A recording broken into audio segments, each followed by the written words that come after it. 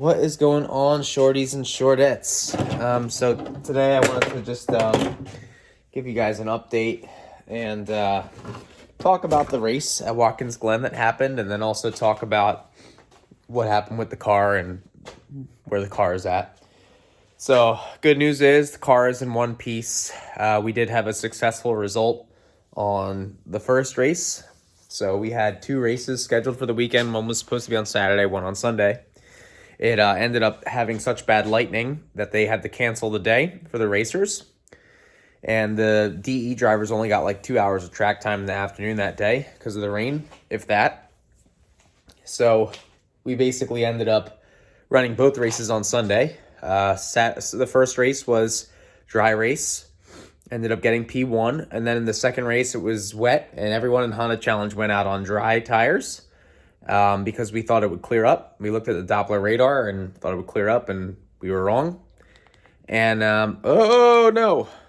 And, yeah, it was really sketchy. So I slowed down, and I'm sort of ashamed of that performance, because I normally drive pretty well in the rain. I normally do pretty well. I'm normally one of the faster people in the run group, in an H4 trim. But, I don't know. I guess I didn't have it in me. And a little bit frustrated about that. So we got some tweaking to do on the driver side of things, that's for sure. Ended up getting third place in that race. But in the first race, I got P1, and then I got a lap record, which was cool. And everyone was congratulating me and stuff, and I was just kind of blown away. Even people who watch this, I'm like, it's cool. I really appreciate it. My friend Tony helped me out with the hotel room for the weekend. His friend was supposed to stay in the hotel room, but his friend bailed, so he let me and another Honda guy stay in the room, and that really helped the effort because on Friday I got to the track and I was having tons of issues with this thing. So pulled it out of the garage. It was idling weird. Got it to the track. It wasn't running right. Idling weird. Part throttle was breaking up. Full throttle was randomly cutting out on the track. And it did that the whole weekend. Couldn't figure out the issue. Checked, wiggled the map sensor, wiggled the TPS sensor, zip tied a bunch of things, looked at logs from the AEM, couldn't find the issue. So I'm hoping I can find that issue before testing at NJMP Lightning. If not, it's going to be frustrating. But yeah, so Tony helped me out with that, which was a huge help. So thank you, Tony. And then Jackie always is a huge help. Low Buck Coaching. Shout out to Low Buck Coaching. She helped me out a ton. She always does. And then we went out to dinner with Wind Shadow Studios, Mike Wohler, and he helped me out. Like, I have such a good community surrounding me. If I don't say it enough, I'm sorry, but that's how I feel. Like, I feel super grateful for the people I'm surrounded by. But anyway, enough sappy stuff. The car is misfiring and doing all this weird stuff. So it's in the garage right now, and we're going to try and figure out what's going on. So we have a little list of things to do for the car. We're going to be checking suspension, travel, and we're going to be looking at the alignment. But also, we unloaded the truck for the most part. I just need to get tires out of it. Need to unload the car. Need to check the alignment on the car once we unload it. Nut and bolt the suspension. The other thing is I want to do a compression test. I want to check the plugs, and I want to check the coils, and I wanted to charge the battery. So this battery was basically dead when I pulled it out of the garage. I put a new one in. I stole one out of Jay Noak's Element. So thank you, Jay. He really helped me out. Yevgeny is his real name. But on Instagram, he is Jay. And he drives the red hatch in H2. It's Lee's car and Brandy's car, but they let him drive it because they're awesome. And so he let me borrow it, and the car still ran like crap, and his battery was way better. It was only 3 years old, and this battery is probably like 7 years old. But this battery still works. It's just... yeah, I mean, right now it's fully charged. Like, the charger will tell you if a battery won't work, and this battery charges and everything. It just doesn't hold a charge super long if you let it die. So we charged it. We tried battery, didn't fix anything. We tried zip tying and taping up different sensors so that the map sensor wouldn't move around, so that the throttle position sensor wouldn't move around. That didn't fix anything. I tried swapping out coils. There is a known break point or weak point in this harness, which is like down here, and if you shake it, it'll break up. And I've stripped it down twice to try and find the break in the wires. I couldn't find anything. So I don't really know what's going on. the dyno chart had this weird dip in it, which so it was missing power. And, you know, we did well for the weekend, but it was a challenge. It was a really huge challenge.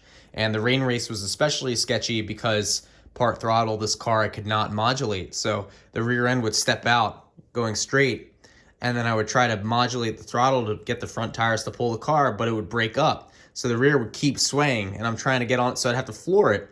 Then I'd floor it, and after I'd let off, it would bog, and it would do a like a jackhammer thing. It would be like whoop, whoop, whoop, whoop, whoop, whoop, whoop, whoop, like that, forward and backwards.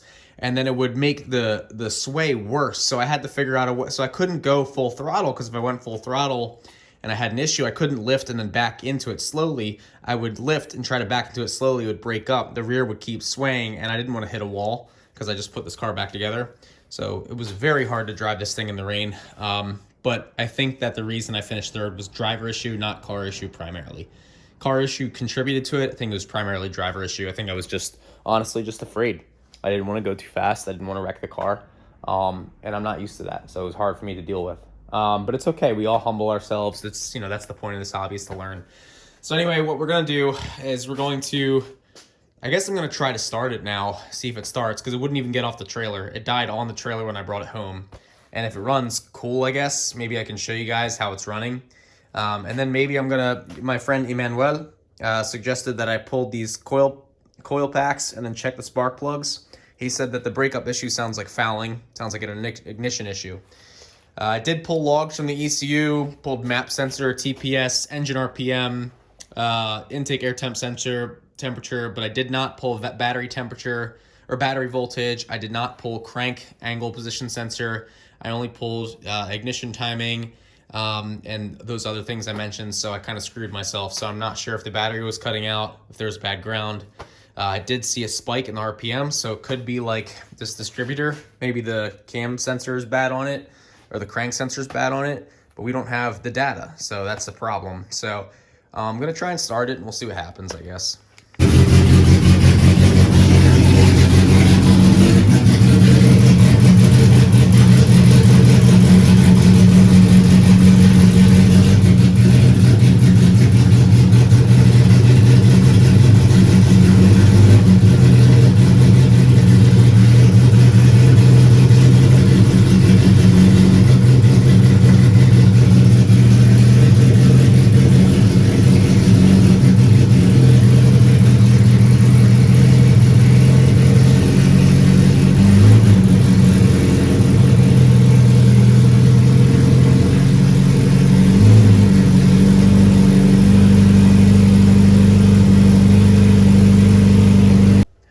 So as you can see, it started this time. I'm not sure why. The battery voltage dropped down to 75% or so, maybe 80% after that, but it did run fine.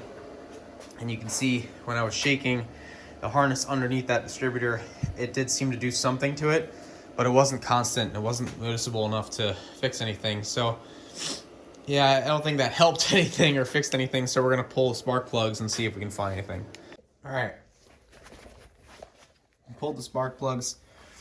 They look carbon fouled, which tells me that the car is running rich.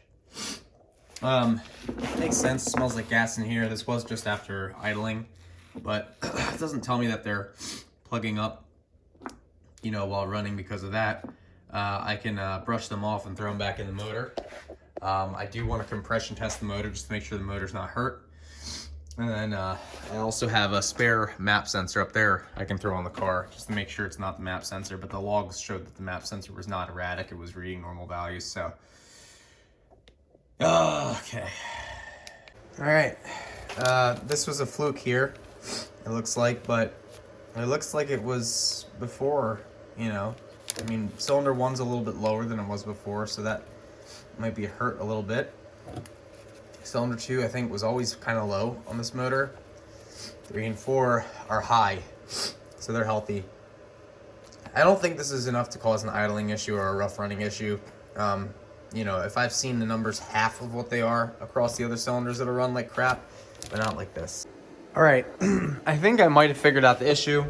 So, as you'll see here, this is a OEM Integra Type R intake manifold. I know I'm fancy. I got it off of that motor that's sitting under a blanket and probably will be sitting there forever. There's an O-ring here. When I pulled the sensor off of this, there was no O-ring. I pulled the sensor off to put this in for the fire system, and when I pulled this off, there was no O-ring. So I'm hoping that the issue was caused by that. It idles really nice now. Ready? Check it out.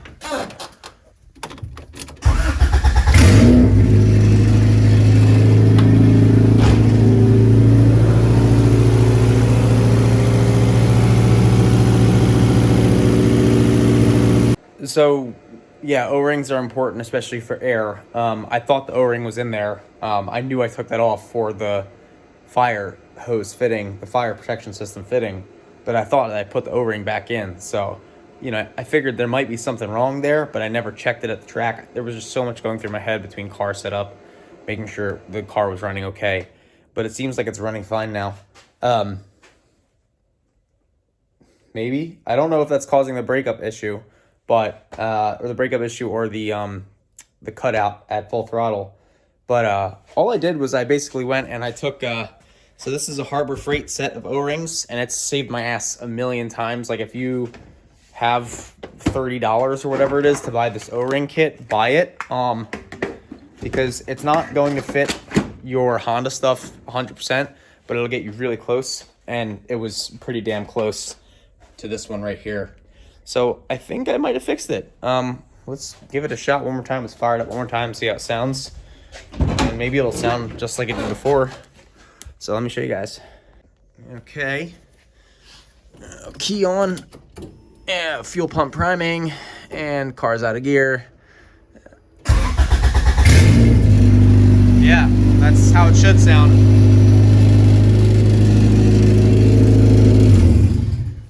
All right, so I think I fixed the issue. I don't know what time it is. I don't have my watch on, but I think I fixed the issue. And I think it was an O-ring. Rookie mistakes. Yeah. All right, guys. Well, that's kind of anticlimactic. I think I found it, and yeah, pretty much it. So I'll you know, I'm gonna test it more, obviously, see how it does, and I'll keep you guys updated. So, thanks for watching.